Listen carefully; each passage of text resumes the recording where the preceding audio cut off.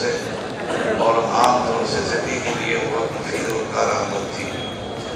میں سمجھتا ہوں انہوں نے سب کچھ اپنے خطاب کے اندر بیان کر دیا، اور بلکہ ہمارے یہاں کہتے ہیں کہ انکہی بھی کہہ دی، یعنی اپنی بھی کہی، اور جو کچھ مجھے عرض کرنا تھا میری کہنی بھی انہوں نے کہہ دی۔ مسجد میں نماز ہو رہی تھی اور امام صاحب امامت فرما رہے تھے۔ امام صاحب نے رکوع سے اٹھتے ہوئے ربنا لک الحمد کہا، پیچھے سے دیہاتی نے کہا کہ اب ہم کیا کہیں، تم نے تو ہماری کہنی بھی کہہ دی۔ تو اب حضرت محترم صاحب مقدس اللہ العالی نے جو حاوی اور انتہا سے زیادہ مکمل اور شافی گفتگو فرمائی، اس کے بعد تو کوئی موقع نہیں ہے، لیکن آخری حدیث ہے اور بخاری شریف کا گویا کہ تتمہ و تکملہ ہے، اس کا کچھ حق بھی ادا کرنا ہے، اس لیے کچھ عرض کرتا ہوں۔ دوسرے یہ کہ وقت بھی اتنا ہو گیا کہ اب روحانی ضرورتوں کی تکمیل کے بعد گویا کہ جسمانی اشتہا اور اس کی ضرورتوں کی تکمیل کا بھی وقت ہے، اور یہاں پر ایسے افراد بھی موجود ہیں میرے پیش نظر سامنے کہ جو عمر کے اس حصے میں ہیں کہ جہاں ضروریات پیش آتی رہتی ہیں، لاحق ہوتی رہتی ہیں، ان کا خیال بھی ضروری ہے، اور نوجوان بھی ہیں جو کچھ ایسے لباس کے اندر ہیں جن کو بیٹھنا مشکل ہے، بہت طویل نشست اختیار نہیں کر سکتے، ان کا خیال بھی۔ بہرحال کوشش کروں گا کہ کچھ گفتگو اشارات میں اور کچھ وضاحت جہاں پر مطلوب ہوگی اس کو آپ کے سامنے عرض کر سکوں۔ حضرات، یہ امت، اس پر اللہ تعالیٰ کے بے شمار انعامات ہیں، اس کے نعمتیں ہیں جن کا شمار نہیں کیا جا سکتا۔ من جملہ ان نعمتوں کے یہ بھی ہے کہ اس امت کے اندر اللہ تعالیٰ نے دین کو اور اپنے کلام کو اور اپنے تمام کی تمام شریعت کو محفوظ رکھنے کے لیے انتظامات فرما دیے، اور محض انتظامات نہیں فرمائے بلکہ جس موقع پر جس چیز کی ضرورت ہوئی اس کو اللہ تعالیٰ نے فراہم کیا۔ ایک وقت تھا کہ قرآن مجید کی حفاظت مطلوب تھی تو حق تعالیٰ جل مجدہ نے حفاظ کرام کی جماعت کھڑی کر دی۔ دسیوں صحابہ بلکہ سینکڑوں صحابہ کی تعداد ہے جو بہترین حافظ قرآن تھے اور جنہوں نے قرآن مجید کو اپنے سینوں کے اندر محفوظ کر لیا۔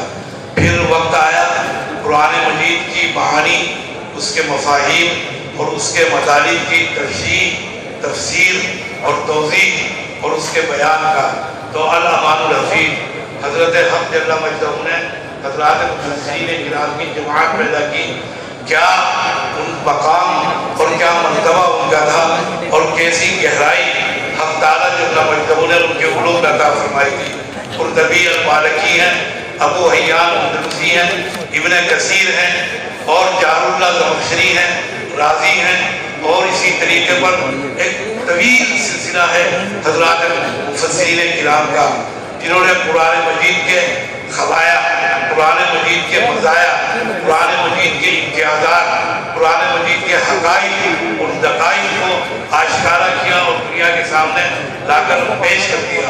پھر اس کے بعد حضرات اہل حق کھڑے ہوئے، یعنی حضرات محدثین جن کی جماعت نے حدیث کو محفوظ کیا، ان کے کارنامے آپ کے سامنے وقتاً وقتاً پیش آتے رہے، حضرات اساتذہ بیان کرتے رہے، ان کی کوششیں، ان کی مساعی اور ان کی جستجو اور ان کا اخلاص، ان کا تقویٰ، ان کا تقدس، پھر معانی حدیث کا ایک سلسلہ، پھر حضرات فقہاء کرام کی جماعت جنہوں نے احکامات شریعت کو بیان کیا۔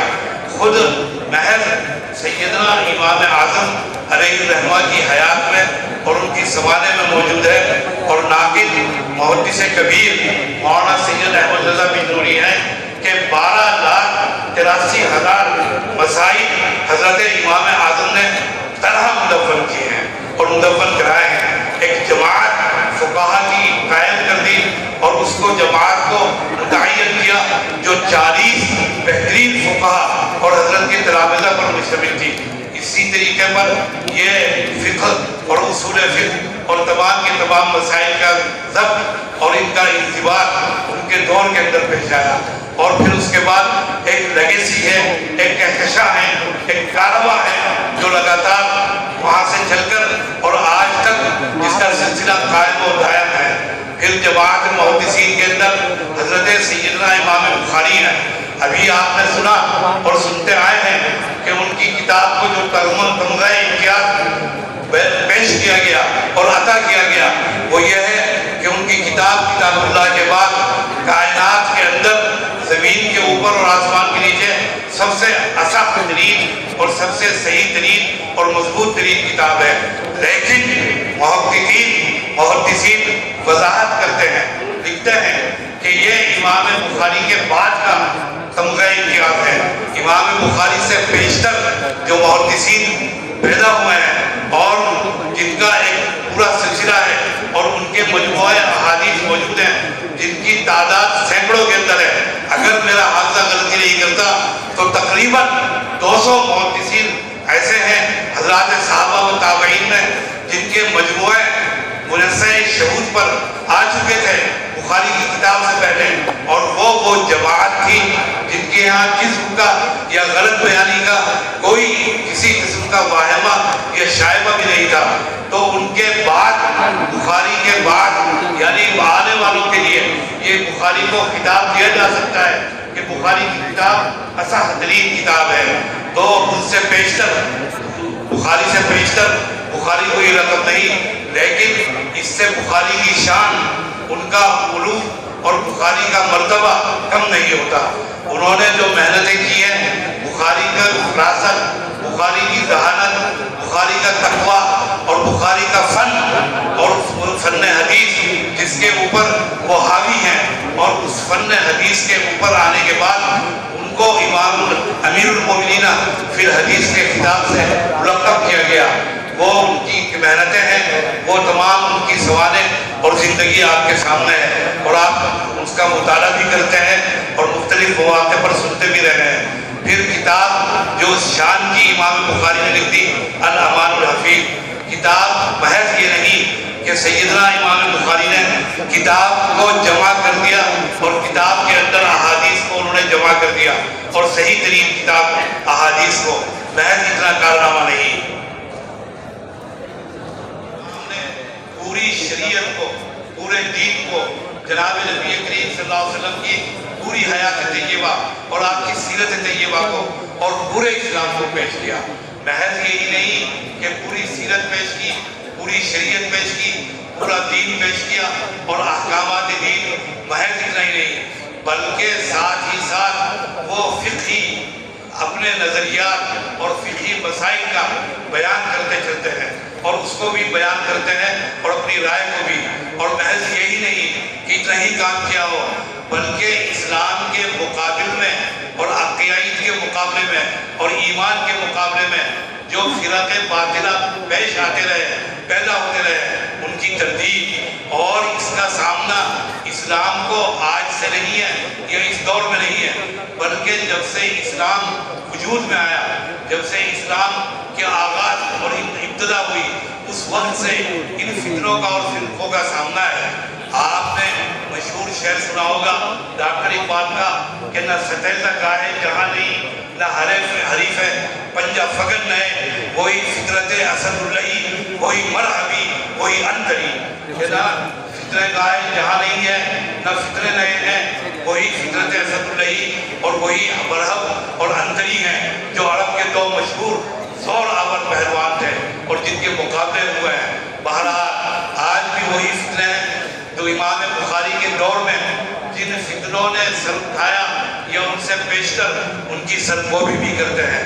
تو محض ایک اتنا ہی کارنامہ نہیں کہ صحیح ترین احادیث کو، ابھی مولوی صاحب نے فرمایا کہ 7,000 احادیث کو مجموعہ غیر مکرر احادیث کا انہوں نے اس میں جمع کر دیا اور 6 لاکھ احادیث سے انہوں نے انتخاب کیا الامان الحفیظ، الامان الحفیظ. اتنی محنتیں، اتنی کاوشیں آج تو جن کا تصور بھی نہیں کیا جا سکتا، جن کے بارے میں سوچا بھی نہیں جا سکتا. یہ اللہ تعالیٰ کا انعام تھا کہ اللہ تعالیٰ نے اپنے رسول کے کلام کلام کے لیے، اپنی وحی کے حفاظت کے لیے جس کا وعدہ قرآن مجید میں فرمایا تھا کہ ہم نے ہی ذکر کو نازل کیا اور ہم ہی اس کی حفاظت فرمائیں گے۔ ذکر قرآن مجید ہے، بلا شبہ حدیث بھی وہی ہے جناب نبی کریم صلی اللہ علیہ وسلم کی، اور وحی کی حفاظت کے جو انتظامات فرمائے حق تعالیٰ جل وجہ نے، وہ ہر جانب میں ہیں، ہر سمت میں ہیں، ہر شعبے میں ہیں، ہر گوشے میں ہیں۔ اسی کے ساتھ ساتھ یہ بھی پیش نظر رہے کہ وحی آج فقط اگر دنیا میں کسی مذہب کے پاس اپنی صحیح شکل و صورت کے اندر محفوظ اور موجود ہے تو وہ مذہب اسلام ہے جس کے پاس وحی موجود ہے۔ وحی کا کیا کارنامہ کیا؟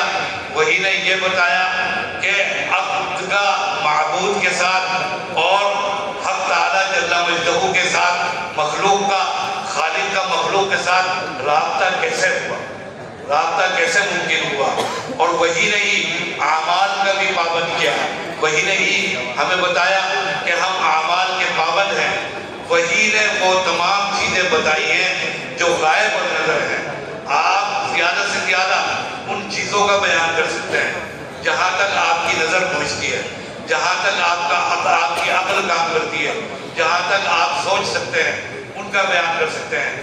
ایک شخص بمبئی تک گیا تو بمبئی کے مناظر، بمبئی کی چیزیں، وہاں کا موسم اور وہاں کی عبارتیں اور تاریخی چیزوں کے بارے میں بیان کر سکتا ہے۔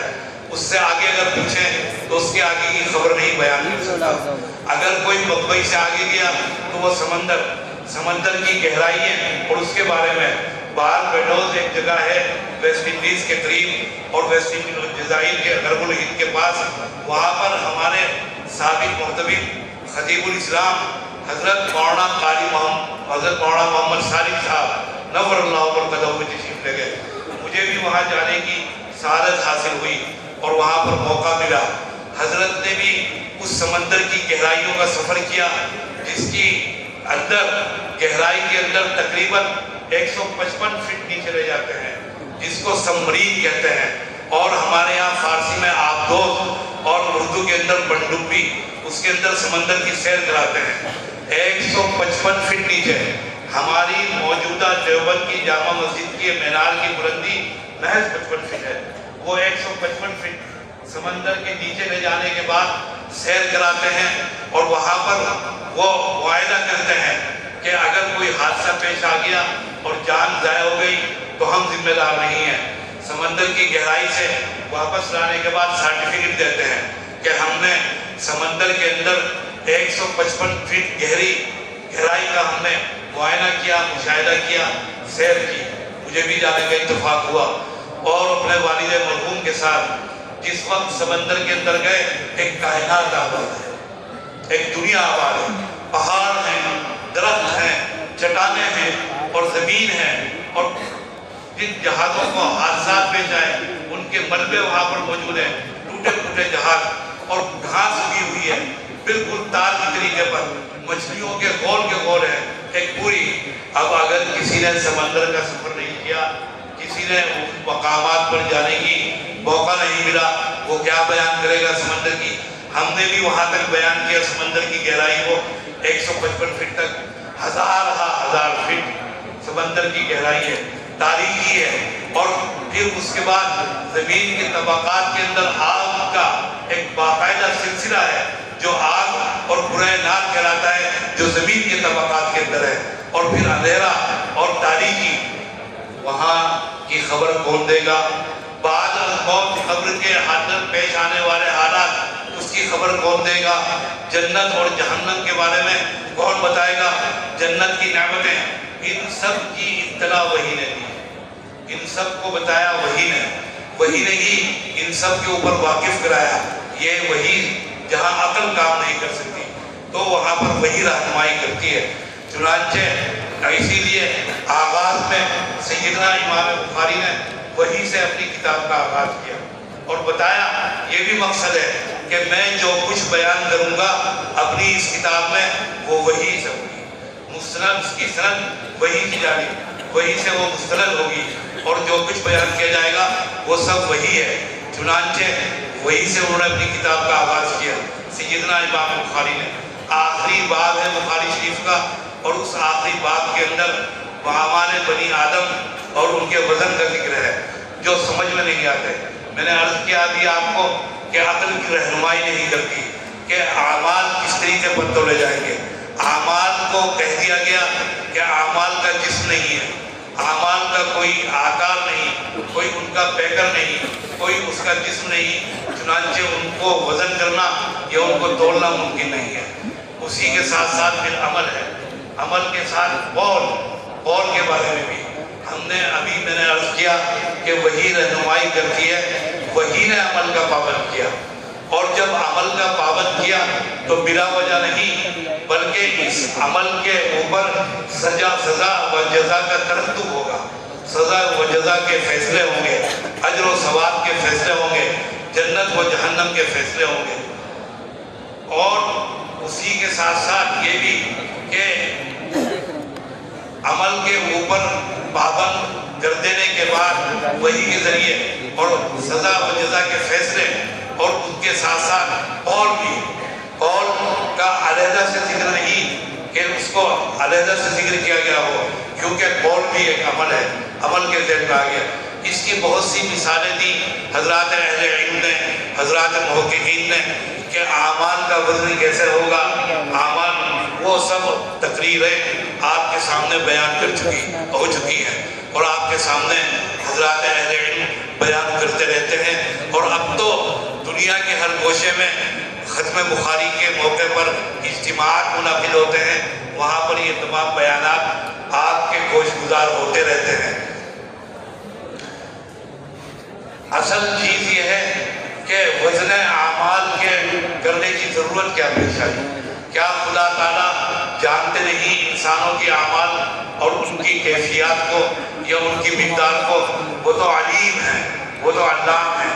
جب وہ علیم ہیں، علام ہیں، علیم بذات الصدور ہے. اس سے آگے بڑھ کر کہا جائے کہ دلوں کے بھید اور رازوں کے اوپر واقف ہیں.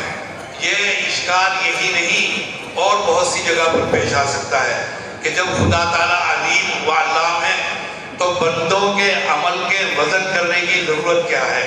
کیا ضرورت پیش آئے گی کہ اعمال کا وزن کیا جائے گا؟ یہ اشکال جیسا کہ میں نے کہا بہت سی جگہ پر پیش آ سکتا ہے. خاص طور سے عصر کی اور فجر کی نماز کے اوقات کے وقت جب فرشتوں کی اور ملائکہ کی ڈیوٹی تبدیل ہوتی ہے اور خدا تعالیٰ کے دربار میں پہنچتے ہیں، دریافت کرتے ہیں بندے کو کس حال میں چھوڑا، تو وہاں پر حضرات ملائکہ اطلاع دیتے ہیں کہ آپ کے بندوں کو اس حال میں چھوڑا. یا معصوم کی موت کے وقت، جس وقت معصوم کی موت پیش آتی ہے اور اس کی روح نکال کر ملک الموت یعنی اسرائیل، یاد رکھیے قرآن مجید میں یا صحیح احادیث میں اسرائیل کا نام نہیں، ہاں آثار کے اندر اسرائیل کے نام سے اس فرشتے کا نام موجود ہے. قرآن مجید ملک الموت کے نام سے خطاب کرتا ہے. جب کسی معصوم کی جان اور روح قبض کر کے ملک الموت پہنچتا ہے خدا تعالیٰ کے دربار میں، اس وقت دریافت کرتے ہیں کہ جب تم نے روح نکالی تو ماں باپ کی زبان پر کیا تھا؟ کیا خدا تعالیٰ نہیں جانتے ماں باپ کی تڑپ، ان کی بے قراری، ان کی بے چینی اور ان کی بے بسی و بے کسی کو بلا شبہ واقف ہیں. پھر کیوں سوال کرتے ہیں؟ ایک حدیث ہے اسے سنیے. حضرت فضالہ رضی اللہ تعالیٰ عنہ، ان کے صاحبزادے عبداللہ ابن فضالہ، وہ بیان کرتے ہیں کہ میرے والد گرامی جناب سرور کائنات صلی اللہ علیہ وسلم کی خدمت اقدس میں حاضر ہوئے اور حاضر ہونے کے بعد ایمان قبول کیا. پھر دوسری ملاقات کی اور ایمان قبول ہونے کے بعد اور عرض کیا کہ یا رسول اللہ میں نے ایمان قبول کیا ہے، مجھے کچھ تعلیم کیجیے اور کچھ احکامات. تو آپ صلی اللہ علیہ وسلم نے ایمان کی تعلیم اور تلقین کے بعد انہیں احکامات کی تلقین کی، نمازوں کی پابندی کا اقرار کیا. اس کے بعد فضالہ نے کہا کہ یا رسول اللہ میں تو بہت مصروف ہوں، میں 5 وقت کی نماز ادا نہیں کر سکتا. آپ صلی اللہ علیہ وسلم سے آپ نے فرمایا تو پھر 2 نمازیں تو لازمی پڑھنی پڑیں گی کہ فجر کی نماز العصرین یعنی فجر کی نماز اور عصر کی نماز. وہاں پر بعض محدثین نے لکھا گفتگو کرتے ہوئے کہ فضالہ کے حق میں نبی کریم صلی اللہ علیہ وسلم نے تخفیف کر دی 3 نمازوں کی۔ کشمیری پہنچے اس مقام پر حدیث پر گفتگو کرتے ہوئے اور ناراض ہوئے اور فرمایا کہ یہ کیا کہہ رہے ہیں کہ یہ نبی کریم صلی اللہ علیہ وسلم کو بھی یہ اتھارٹی اور یہ اختیار حاصل نہیں کہ وہ فرائض کے اندر کوئی تخفیف کر سکے۔ پھر فرمایا کہ نبی کریم صلی اللہ علیہ وسلم نے فضالہ کو اس لیے 2 نمازوں کی جانب خاص طور سے توجہ دلائی کہ یہ نمازیں 2 عصر اور فجر کی ملائکہ کی ڈیوٹی تبدیل ہونے کا وقت ہے۔ اگر فجر کی نماز کا اہتمام کر لیا کہ جو آرام اور راحت کا انتہائی وقت ہے اور انتہا سے زیادہ نازک وقت، جس کے اندر بیدار ہونا اور تیار ہونا نماز کے لیے انتہا سے زیادہ مشکل، اگر اس پر پابند ہو گئے اور عصر کی نماز کہ جس کے اندر مارکیٹ اور بازار شباب پر ہوتا ہے اور کاروبار، اگر اس وقت اپنے آپ کو تیار کر لیا، باقی نمازوں کے اہتمام کی توفیق اور اس کا اختیار اور اس کا امتیاز انشاءاللہ حاصل ہو جائے گا۔ اس لیے فضالہ کو کہا کہ خاص طور سے 2 نمازوں کا فرشتوں کی ڈیوٹی تبدیل ہونے کی وجہ سے، اسی لیے فرشتوں کی ڈیوٹی کے تبدیل ہونے کے وقت حق تعالیٰ فرماتے ہیں کہ بتاؤ بندے کو کس حال میں چھوڑا۔ اس لیے نہیں کہ خدا تعالیٰ لا علم ہے کہ بندے نماز میں تھے، نہیں، بلکہ آدم کی تخلیق پر جو اشکال تھا حضرات ملائکہ کو ان کے سامنے اظہار کہ میری تخلیق کے اندر جو حکمت تھی، اظہار یعنی عبادت کی انجام دہی اور اس پر اجر اور ثواب، تو وہ تخلیق کی حکمت سامنے آئے۔ اسی طریقے پر معصوم کی موت کے وقت جس وقت سوال کرتے ہیں کہ ماں باپ نے کیا کہا تو فرشتے بیان کرتے ہیں، تو اس وقت بھی اللہ تعالیٰ واقف ہوتے ہیں ماں باپ کی دلوں کی کیفیت سے۔ ان کے سینے پھٹے جا رہے ہیں، وہ بے قرار ہیں، بے چین ہیں اپنے بچے کی پیدائش اور اس کی موت کے اوپر، اس کے سانحے کے اوپر۔ تو اللہ تعالیٰ دریافت کرتے ہیں کس حال میں چھوڑا، جانتے ہیں کس حال میں، فرشتوں سے، اس لیے کہ صبر کی اہمیت اور اس کے اجر کو بیان کرنے کے لیے اور اس کے صبر کے اجر کی اہمیت کے اظہار کے لیے یہ مقاصد اور یہ حکمت ہے۔ تو اللہ تعالیٰ تو علیم ہے، اگر خدا تعالیٰ اعمال کے اوپر فیصلہ فرما دیں تو کہیں وہ بات نہ ہو جو غالب کے لہجے میں ہے۔ غالب نے کہا اردو کے شاعر نے کہ پکڑے جاتے ہیں فرشتوں کے لکھے پر ناحق، آدمی کوئی ہمارا دم تحریر بھی تھا۔ یعنی جس وقت حق تعالیٰ آدم کی تخلیق فرما رہے تھے اور فرمایا کہ میں آدم کو خلیفہ بنانے جا رہا ہوں، تو فرمایا تھا حضرات ملائکہ نے عرض کیا کہ آپ زمین پر ایسی مخلوق پیدا کر رہے ہیں جو زمین پر خوریزی کرے گی، فساد برپا کرے گی۔ آپ کو اگر تسبیح و تحمید آپ کو مطلوب ہے تو ہم اس کے لیے کافی ہیں۔ نحن نسبح و نقدس لک قرآن مجید میں ہے۔ انہی فرشتوں کو بندوں کے اعمال کے ضبط کرنے کے لیے اللہ تعالیٰ نے متعین فرما دیا، اعمال کو لکھنے کے لیے۔ انہی کے لکھے پر انسانوں کے فیصلے ہوں گے اور ان کے اعمال کا فیصلہ ہوگا۔ اسی کو غالب نے تنزل کہا کہ پکڑے جاتے ہیں فرشتوں کے لکھے پر ناحق، کہ فرشتوں کے لکھے ہوئے پر ہمیں پکڑا جائے گا۔ یہ تو وہی ہیں جنہوں نے ازل میں ہماری تخلیق پر اعتراض کیا تھا، ہماری پیدائش پر اعتراض کیا تھا۔ یہ تو ہمارے ازلی دشمن ہیں۔ آج بھی کوئی ہمارا دم تحریر بھی تھا جب یہ لکھ رہے تھے، تو انسانی اولاد آدم میں سے یا جن سے انسان آدم میں سے کوئی تھا بطور گواہ جو یہ فیصلہ کر سکے کہ ان کا لکھا ہوا درست تھا یا درست نہیں تھا۔ اس لیے وزن اعمال فرمائیں گے، عدل کے اظہار کے بنی ہے، اظہار عدل کا موقع ہے، انصاف کا موقع ہے، چنانچہ کسی کے دل میں کوئی شبہ نہ رہے۔ بہت سے طریقے ہو سکتے تھے وزن کے علاوہ اور بہت سے طریقے تمام حضرات محدثین نے لکھے کہ یہ ہو سکتا تھا۔ پھر اس کے اندر کبھی وزن ہی وہ واحد چیز ہے جس کے لیے جو اس کو ہر ایک کے لیے قابل قبول ہوگا، تو اعمال کا وزن فرمائیں گے۔ اسی کو امام بخاری نے فرمایا وَإِنَّ أَعْمَالَ بَنِي آدَمَ وَقَوْلَهُمْ يُوزَنُ، کہ اللہ تعالیٰ اعمال بنی آدم اور ان کے اقوال کو اللہ تعالیٰ وزن فرمائیں گے۔ تاکہ ان پر سزا و جزا کا ترتب ہو سکے۔ پھر اس کے ساتھ ساتھ ارشاد فرمایا کہ نضع الموازین القسط لیوم القیامہ، کہ ہم انصاف کے لیے، عدل کے لیے ترازو قائم کریں گے۔ اس ترازو میں وزن ہوگا اعمال کا، اعمال بنی آدم کا۔ پھر ارشاد فرمایا، جناب نبی کریم صلی اللہ علیہ وسلم کی حدیث ہے، میں وقت کی تنگی کے باعث اشارتاً اور ذرا کنایتاً اپنی گفتگو کو اختصار کے ساتھ ختم کرنے کی طرف جاتا ہوں۔ ارشاد فرمایا، جناب نبی کریم صلی اللہ علیہ وسلم کی حدیث ہے جو آپ کے سامنے ابھی تلاوت کی گئی، جس میں بیان کیا نبی کریم صلی اللہ علیہ وسلم نے کلمتان حبیبتان گفتگو کی ہے۔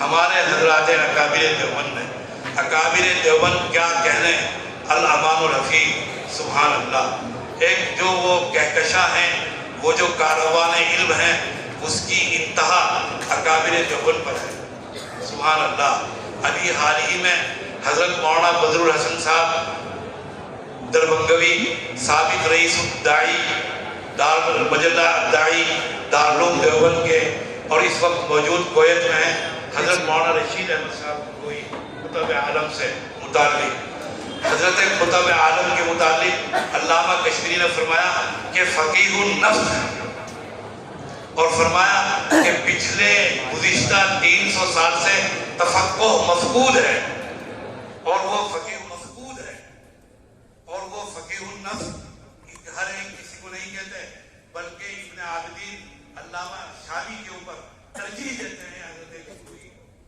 خطب عالم حضرت مولانا رشید احمد کوئی، ان پر مولانا بدر الحسن صاحب مضمون ہے، مضمون کے ذیل میں گفتگو کرتے ہوئے لکھا مولانا آخر میں کہ حضرت اقدس تھانوی، حضرت اقدس مولانا گنگوئی علیہ الرحمہ وہ تھے کہ جو دریا کو کوزے میں بند کرتے کیا تھے بھائی؟ دریا کو کوزے میں بند کرتے تھے۔ اور دوسرا جملہ یہ لکھا کہ اور حجت الاسلام حضرت مولانا محمد قاسم نانوتوی کی ذات گرامی اور ان کی شخصیت وہ تھی جو کوزے سے دریا پر آمد کر گئی،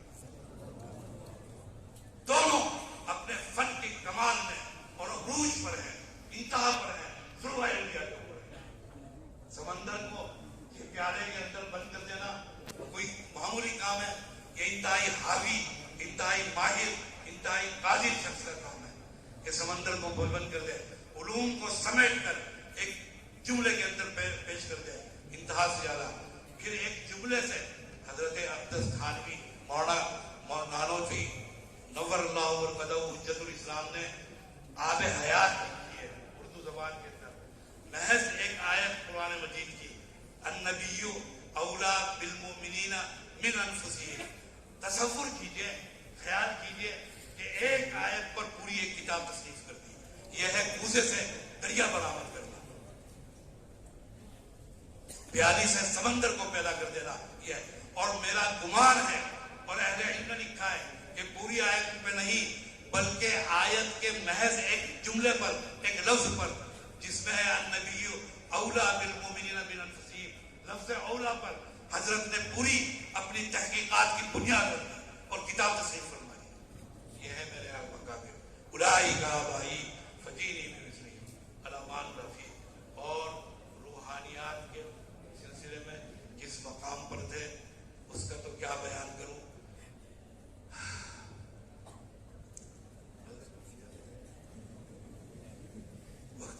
وقت کی اجازت، گنگو میں حضرت گنگوہی کی خانقاہ بھی چلتی ہے، مدرسہ بھی قائم ہے، اور اس کے ساتھ ساتھ خانقاہ بھی حضرت کی قائم ہے۔ خانقاہ کے اندر سالکین اور وہاں پر متوسلین موجود، مدرسے کے اندر طلبہ کا وہ نظام نہیں تھا جو آج آپ کے مدارس کے اندر انتظام ہے۔ آپ کے مدارس، ہمارے یہاں کے مدارس کیا ہیں؟ گجرات کے ذرا مدارس ملاحظہ فرمائیے، اللہ اکبر اللہ اکبر، طلبہ کے لیے بہترین انتظامات کیے گئے، اسٹیل کے بیڈ ہیں ان کے لیے، گدے ان کے لیے ہیں، ناشتے کے انتظامات ہیں ان کے لیے، بہترین رہائش کے اور آسائش کے اور زندگی گزارنے کی بہترین تمام سہولیات فراہم، ان کو ہر چیز سے فارغ کرنے کے بعد محض اس کام پر کہ علم دین کے حصول کے لیے فارغ کر دیا ان کو۔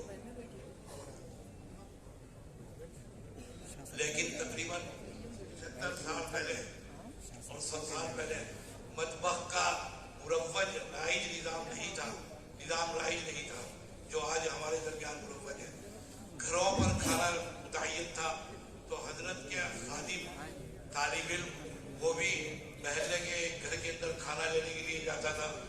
کھانا لینے کے لیے 2 وقت جاتا. جانے کے بعد وہاں پر دستک دیتا, اندر سے کوئی آتی اور اس کا کھانا اس کو دیتی, کھانا لے کر آ جاتا. طالب علم جاتا رہا یہاں تک کہ 2 سال کے عرصے میں اس گھر کی بچی سے رابطہ ہو گیا,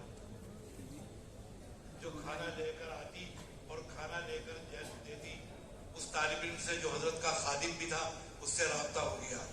آج کا اگر دور یعنی رابطہ ہوا کس درجے میں, آج کا دور ہوا تو تمام مراحل طے ہو جاتے ہیں 2.5 سال میں, تمام مراحل مکمل ہو جاتے ہیں. رابطہ اس درجے میں ہوا کہ ملاقات کا وقت طے ہوا, سلام کلام ہوئی, ملاقات کا وقت طے ہوا, ٹائم طے ہوا اور وقت طے ہو گیا. یہ طالب علم رات کو حضرت کی خدمت کرتا, حضرت کے سر میں تیل لگاتا, حضرت کی ٹانگیں دباتا اور حضرت کا بستر بچھاتا, حضرت کو آرام کر کے سلا کرنے کے لیے لٹا دیا کرتا تھا خانقاہ کے اندر. اور خود برابر میں اس طالب علم کا خادم کا بھی چارپائی ہوتی تھی.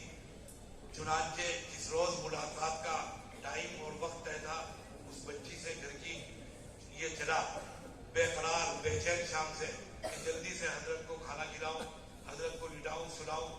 ملاقات کی بے چینی اور خجلت تمام امور انجام دے کر حضرت کو سلا کر چلا ہے.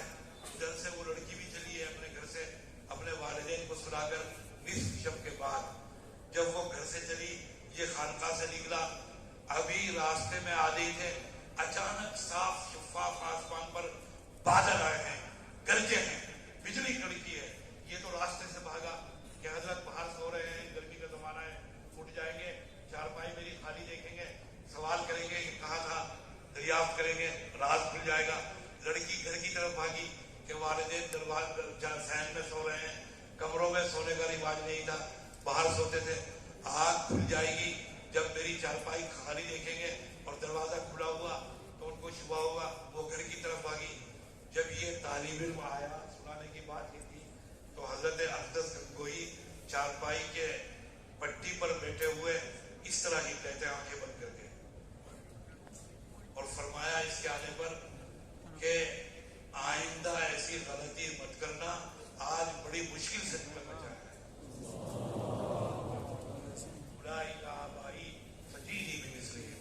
کہ آئندہ ایسی غلطی مت کرنا, آئندہ بڑی مشکل سے آج تمہیں بچا ہے. علوم کے اندر جو ان کو امتیاز اور جو شان اللہ تعالیٰ نے عطا فرمائی تھی, میں اس کا کیا بیان کروں آپ کے سامنے. چنانچہ انہوں نے بھی گفتگو کی ہے.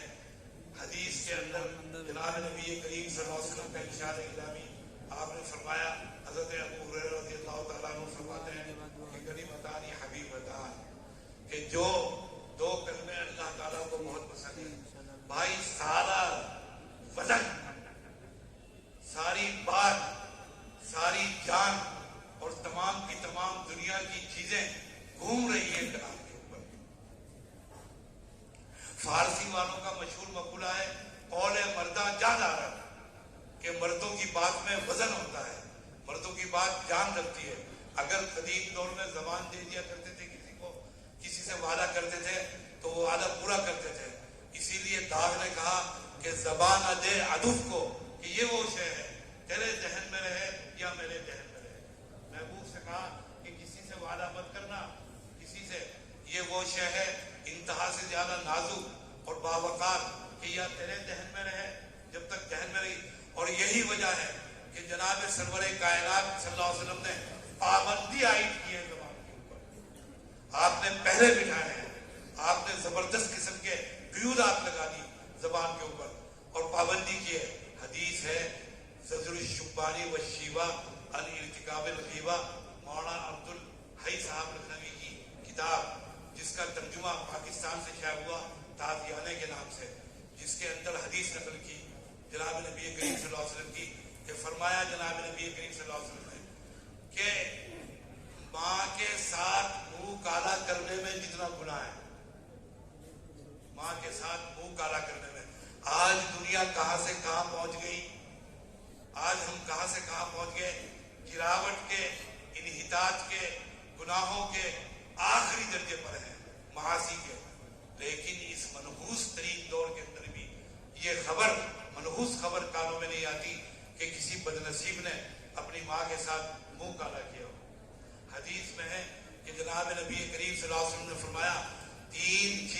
دیکھنا ہی عبادت ہے. فرمایا ماں کا چہرہ دیکھنا ہی عبادت ہے. ایک وہ ہے کہ جس کو ماں کی نعمت حاصل ہو اور اس کو خدمت کی توفیق ہو. الامان الحفیظ، اس کا رتبہ تو کہاں سے کہاں پہنچے گا، اس کا اجر تو کہاں سے کہاں پہنچے گا. ماں کو بٹھا کر سامنے اس کا چہرہ دیکھے محض اس نظریے سے اور اس نظر سے کہ یہ میری ماں ہے، فرمایا عبادت ہے. جناب نبی کریم صلی اللہ علیہ وسلم نے فرمایا بیت اللہ کا دیکھنا ہی عبادت ہے. کسی خوش نصیب کو بیت اللہ کی سعادت نصیب ہوئی، طواف اور والہانہ اس کے گرد چکر لگانے کی سعادت، اس کا اجر تو الامان الحفیظ. کوئی صحن کعبہ میں بیٹھ کر بیت اللہ کو دیکھے کہ یہ میرے رب کا گھر ہے، عبادت ہے. فرمایا نبی کریم صلی اللہ علیہ وسلم قرآن مجید کی تلاوت کا جو اجر ہے آپ کو معلوم ہے. اگر کسی خوش نصیب کو تلاوت کی توفیق ہوتی ہے ایک ایک حرف پر 10 نہیں کیا، لیکن فرمایا نبی کریم صلی اللہ علیہ وسلم نے کہ اگر کوئی قرآن مجید کو سامنے رکھ کر محض اس نظر سے دیکھے کہ یہ میرے رب کا کلام ہے، عبادت ہے. آپ نے سمجھا کہ جو مرتبہ، جو درجہ، جو عظمت بیت اللہ کو اور کلام مجید کو حاصل ہے وہ ماں کے چہرے کو حاصل ہے. جب یہ بات سمجھ میں آ گئی تو ماں کے ساتھ منہ کالا کرنے کا گناہ کیا ہوگا.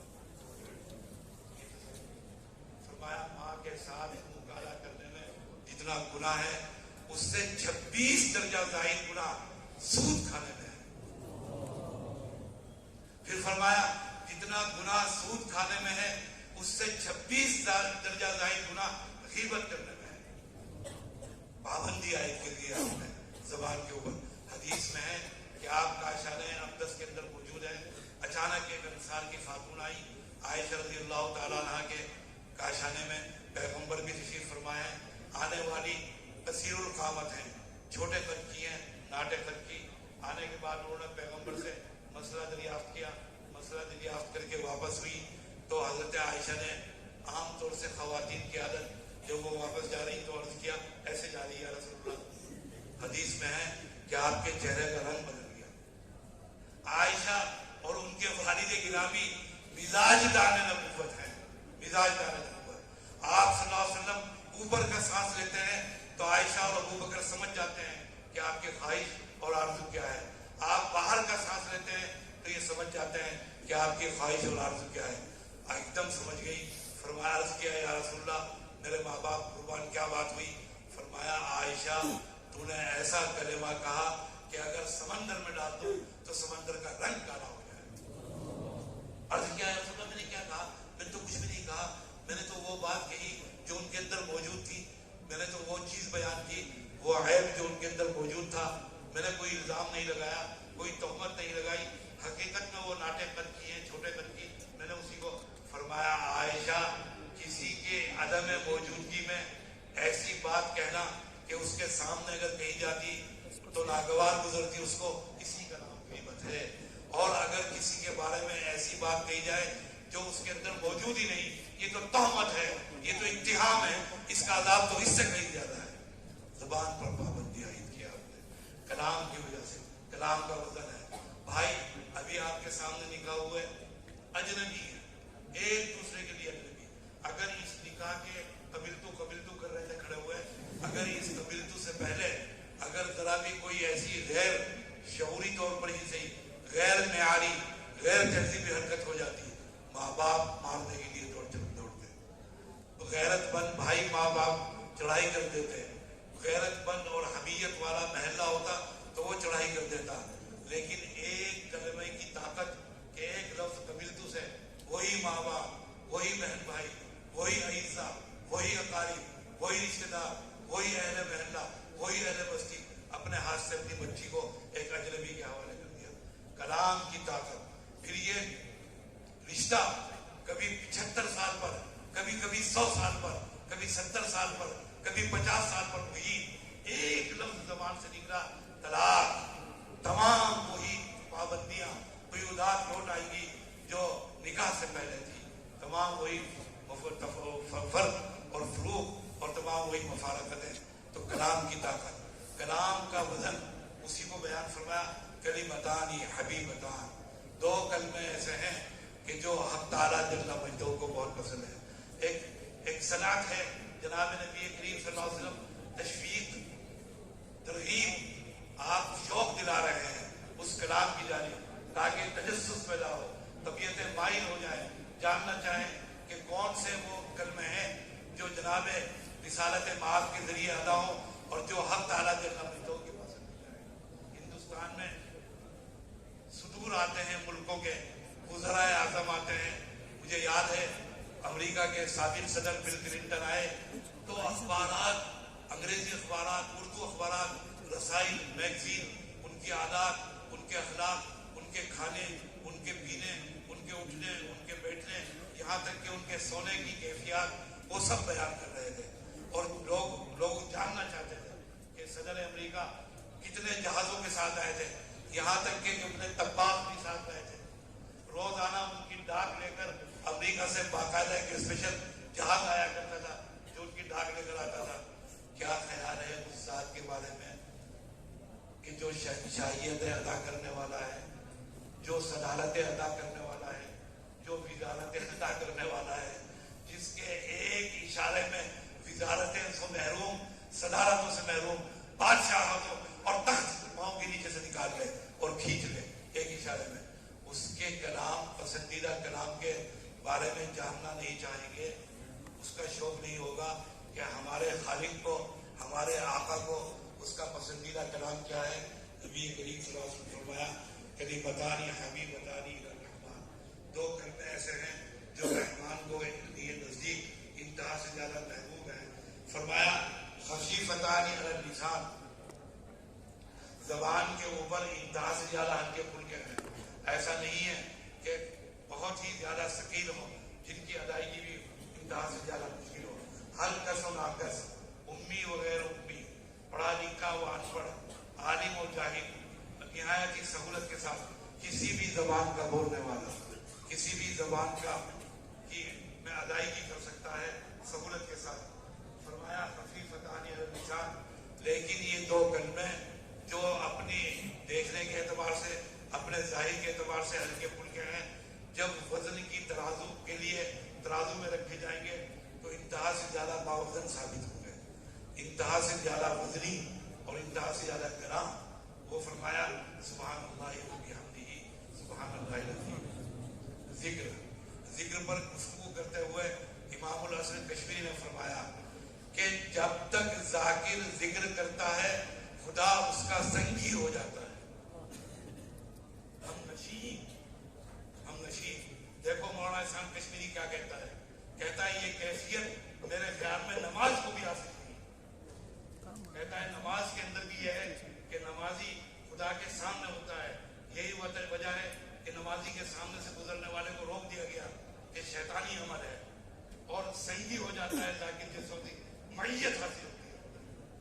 یہ کہنا چاہتے ہیں کہ ذاکر کو بوقت ذکر خدا کی معیت حاصل ہوتی ہے, ہم نشین ہو جاتا ہے خدا کا جب تک ذکر کرتا ہے.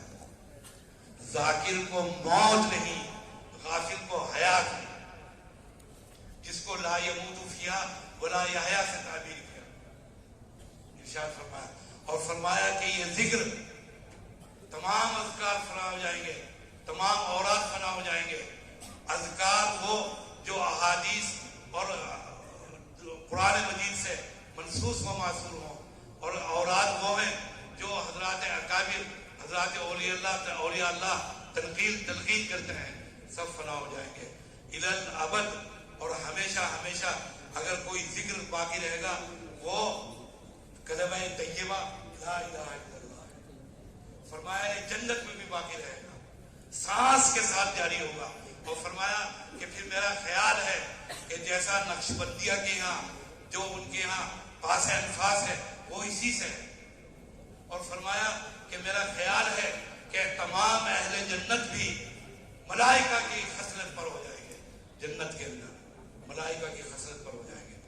تو بھائی ذکر اللہ حیات ہے, بلکہ عالم کا مدار حیات کا یہ عالم اسی وقت تک قائم ہے جب تک اس عالم کے اندر اللہ اللہ کرنے والے موجود ہیں. حدیث صحیح کے اندر موجود ہے جب تک کہ کوئی ایک متنفس بھی اللہ اللہ کہنے والا ہے تو تو عالم میں فساد برپا نہیں ہوگا. سبحان اللہ و بحمدہ. اس کا اجر میں بتاتا اور اس کا میں وزن اور آپ کو یہ ثواب، لیکن وقت بہت زیادہ ہو چکا. میں نے کچھ لوگوں کو مدعو بھی کیا گیا ہے.